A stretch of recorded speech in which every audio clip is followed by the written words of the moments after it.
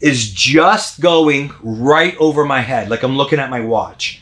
We cannot let our arm get above our head because then we're gonna be weak here and our arm's gonna get collapsed. I want you to take your arm directly over your forehead. And that way my arm stays strong in relation to my body, because you'll see as my hip moves underneath my elbow, we are short on this movement. I cannot afford to send him away this way. I want to take him right here around the corner. Once we get to here, we're just going to straighten our arm and go to a single. And this single is going to be a little different than our opposite single where we just go straight to the single. Because I stressed that we go flat first, build our base. On this single, because we have momentum, we're going to come straight to our knees. And that's a very important difference between this single and the single where we just go right to him. When we're using light as a feather, because his knee is off the ground or hovering, when his knee sits down, I use his weight to get myself up to my knees. Very important difference between the two singles. So again, Lance will be over here. I have my arm position all set up, my elbow position, and he just starts that walk. I bring my hip under my elbow, and now let's pay attention. I'll just move him with the right form. Watch it go right directly over my forehead. That's it. If I take him any further above my head, my arm's gonna get smashed. So it just goes right above my forehead. Now let's take a look at the end of the movement where I'll go to the single. So again, hip moves underneath, elbow goes over, my forearm goes over my forehead, and then we stop taking him when he hits about my shoulder line. Right about there. I'm gonna scissor my arms through, and we're gonna come right up on a single leg now.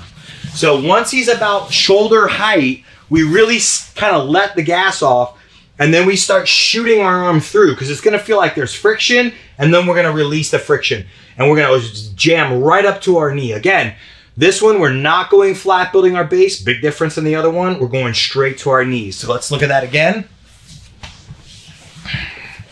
He begins moving. My hips go under, and I go straight to my knees, and I'm looking to cut that corner right away.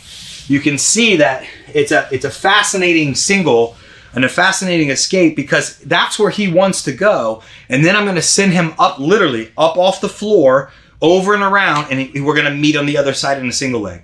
Now, if you're new to this and your training partner is new to this, they probably will fall down. This is very common. Don't get frustrated and say, well, how is he to the top? It's very common when you first start light as a feather. If you're new to cross-side top, when you go, the momentum, your arms are gonna get stuck and they will literally turn right over. You'll sweep them. That's not what's gonna happen as you get better and better with your balance.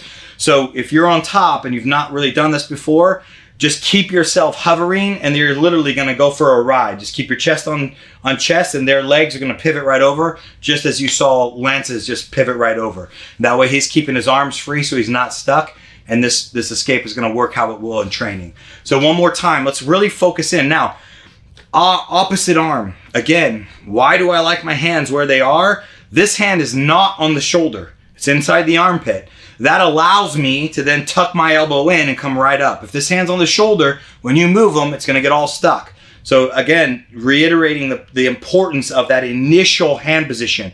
If this one's on the shoulder, you need to bring it inside before you hit this technique. Otherwise, this arm might get locked out and into a different position. So again, the hand is in the armpit, my arms are T-Rex. That's another very important position. If you didn't watch the essentials of the cross-side escape, please go watch that. You need that arm position. He starts to move, I bring my hips underneath, I just let him go, and up we go into our single, ready to hit our attacks, whatever that might be. Whether you keep control of the leg, whether you wrestle, whether you slide the half guard, return to your open guard, all of those scenarios are now laid out for you so you have that in your toolbox.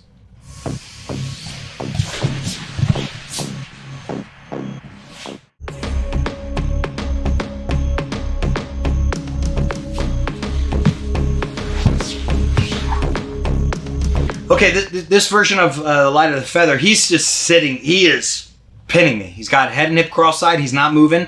We can make him go all the way over, but we just have to bring our hip underneath there. So it's the exact same skill, except now I'm gonna put my hip under my elbow. Instead of him walking and doing it, we just do it from a static position.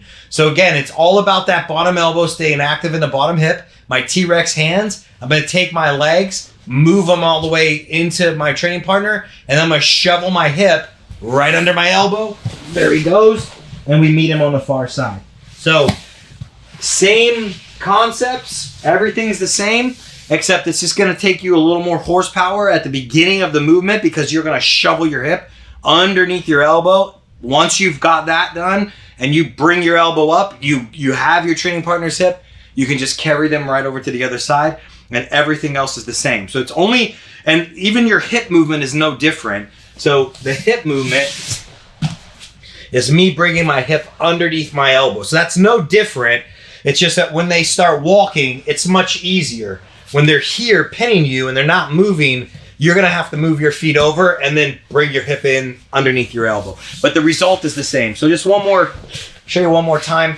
He's just pinning me over here. He's not really moving. I'm struggling. So I'm just going to walk my feet over to his arms and then shovel my hip under my elbow.